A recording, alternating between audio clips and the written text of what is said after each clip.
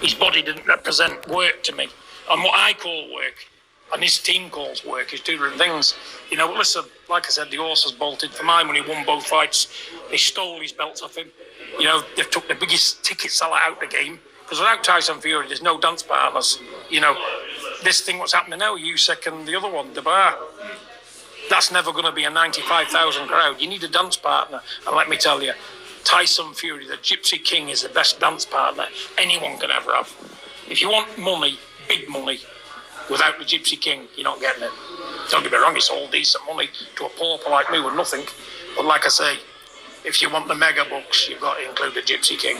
You know, like I said, they've shot themselves in the foot. It's just bad business. But they think, okay, we'll rob you today, let the dust settle, we'll offer you a few more quid later on, and we'll get you back at it. But guess what? They can't do that with him now, because he's had enough. Because he believes now he's had his belt stolen off him, which he has had. You know, and he thinks, okay then, jog on. There's no more Gypsy King. So they've cost themselves money, haven't they? Cost themselves millions and millions of dollars through not doing the right stuff, you know what I'm saying? And look, no disrespect to Alexander Usyk, great fighter, you know, all weight division champion, you know, but he hasn't got the charisma or the selling power, the pulling power Tyson Fury has. Great fighter, but you need to be more than a great fighter when the big dollars are concerned. You've got to have everything, and the Gypsy King had everything. You know, like I said, I wanted to stay retired. I don't retire after Derek Chisora. Pleaded with him. I said, don't do any more. You know, because I knew he weren't training right. The people around him was only looking for kudos and a few quid. Because let me tell you, in this game, when it's a man's living and he's depending on that money, you're never going to get the truth out of him. You're never going to get the truth. They're just there for a paycheck, these people. I'm sincere. These are my sons and I love them. And I'm working totally for free. I don't want any money. Let them have all the money. I just want them to do the work. I want to see him grind. I want to see him sweat. I want to see him nearly cry. I want to nearly see him spew up in the gym. You know, and they passed that test. But you do get in the ring fit with me. And you do look like you've been training. You know, but Tyson's a phenomenal champion. There'll never be another like him. But I tell you what, if he trained like these two boys who have got trained, he'd be champion while they're 50-year-old. You know, because they can't do any good with him when he's basically out of shape, because he don't do any conditioning work. It's all light pads, bit of bag work, bit of skipping, sparring. You know, but you need more to it. You need that grind. You need to put some muscle on your frame. And that's what he was short of. There's no muscle on his frame. I call it fat thin. Fat thin is what it is. And he knows himself. You know, maybe he'll smell the coffee one day and maybe say, okay, I'm going to spend 12 months getting my body in tip-top shape. Get all this surplus crap off my body. Get some muscle on my frame. Then start 12-week boxing camp, punching, and learn to get the skills back, the moves back. Because for me, he's lost all that movement. The movement he had, the trickiness, the jerky, the thing that made him great, they've took away from him. Because every heavyweight can hit, and every heavyweight can stand there and trade shots. You know, and for my money, over the last 4 years, took a lot of punishment. And maybe that's put miles on the clock. Maybe it's ended his career, you don't know. You know, because I've seen my son a lot better than that. And to be honest with you, Usyk in that last fight weren't all that either. The two never really done anything, did they? It was more like a 12-round sparring session, which Tyson won. But if Tyson would have been super fit, body rock hard, muscled up, he'd have tore his way straight through him. But again, it's getting it right, isn't it? But that's just my opinion, nobody else. And those are the words of Big John Fury as he breaks silence finally about his thoughts on Tyson Fury losing to Alexander Usyk in the rematch. And let me counterpunch. I think John Fury, you know, we heard his assessment before the fight. And, you know, and his whole thing was like, hey, you know, the way he's training, I don't like the way he's training. He's not going to beat Usyk like that. And the strange thing was, he didn't. He didn't beat Usyk like that. You know, and I believe that was the first fight. But this fight here, I think is a different breakdown. Because his assessment was Tyson Fury should have been in better shape. Tyson Fury, you know, has people around him that won't push him. like he would have. John Fury wasn't in the corner this time either, was he?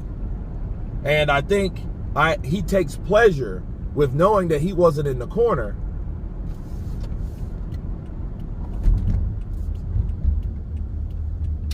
That Tyson Fury didn't win.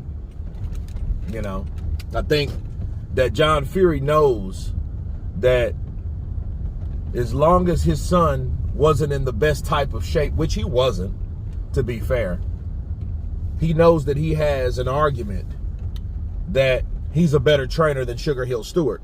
Now, did I hear him necessarily say Sugar Hill Stewart? Not in the segment, no. But you want to add that John Fury stating that Tyson wasn't in the best shape. It's kind of ironic to think, well, I still think my son won, but he wasn't in the best shape. And had he been in the best shape, he would have done a lot better.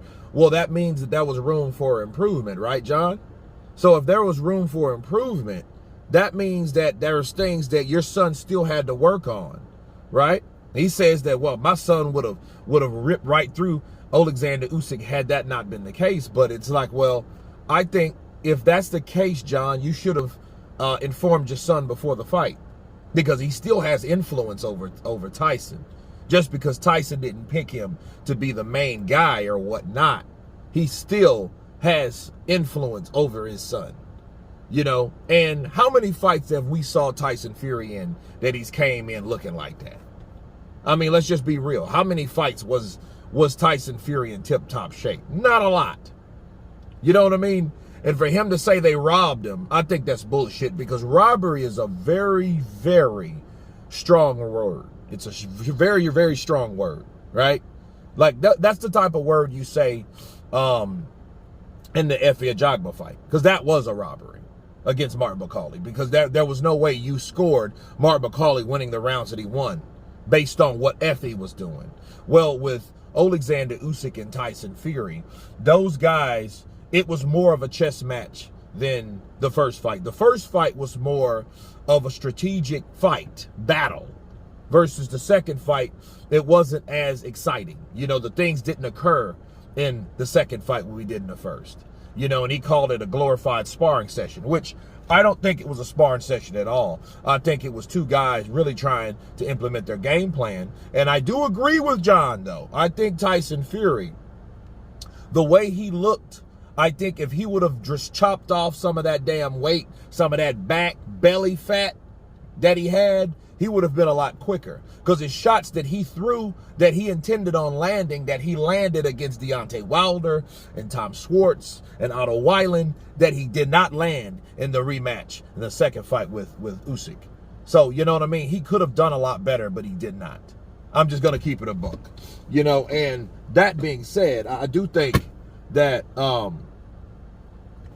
John is still bitter, and I think John, we'll always say, well, hey, I think, these guys around him, as long as they want to get paid, they're going to not do what they're supposed to do because they're only worried about money, and then that's really spitting at Sugar Hill Stewart. And I would really be glad when Sugar Hill Stewart, talks up for himself. I don't like someone constantly being talked about and never says anything, especially being that close-knit, because Tyson Fury and Sugar Hill Stewart are still, headstrong and still working together. You know what I mean? I don't see how that could help someone's integrity, allowing somebody else like the father of Tyson Fury to talk that type of shit. You know what I'm saying? I just don't see that. I don't like that at all. I don't. But strengthening conditioning coach, maybe he does need somebody that helps him like that. But I think that's a contradiction. Oh, well, he could have done a lot more, but then he still got robbed and things like that. That means you've seen flaws in your son that he could have improved. And in a fight with that type of capacity, with that type of skill set, you don't have time for errors to be had like that, John. You know what I mean? So John thinks he still got robbed. Also, John also feels that Alexander Usyk doesn't have the charisma to sail by himself. That's his dancing partner, which Tyson Fury was a good dancing partner with him. It's just, I think Tyson Fury should have done a lot more in the second fight to seal the deal like he promised he was going to do. So that's really not Usyk's fault. Usyk fought the frequency of Tyson Fury, but did better because he landed better shots, in my opinion. Okay? Also the judge's opinion. You see what I mean? So, you know, that being said, you really, it's hard to argue what you feel your son could have done, and you're complaining about what your son didn't do versus, oh, well, he got robbed. Well, how could he get robbed when he didn't come in and you didn't see 100% in your son either? You see what I mean? So that's just, that you can just rule that as family bias by proximity because that's your son. You know, so it's a lot of things with John Fury you really have to look at. You know, there will never be anything like anybody like Tyson Fury, and, you know, that's his opinion. You know, well, the selling point. Oh, well, you know, he sold tickets like that. Well, listen, here's the thing.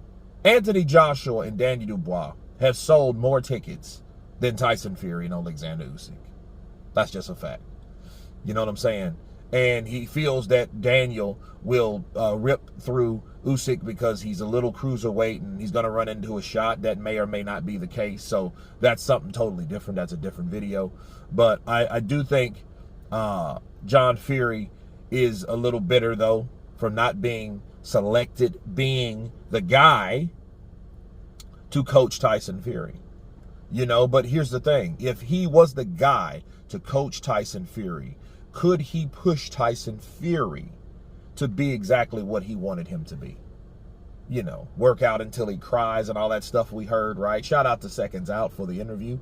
So, you know, I just feel that it's strange now that that John Fury is, you know, doing an interview now versus, you know, last year after it happened, or early part of this year, you know, when the fight and the dust settled. But you guys tell me what you think of Big John Fury breaking silence on the decision between Alexander Usyk and Tyson Fury. His son got robbed.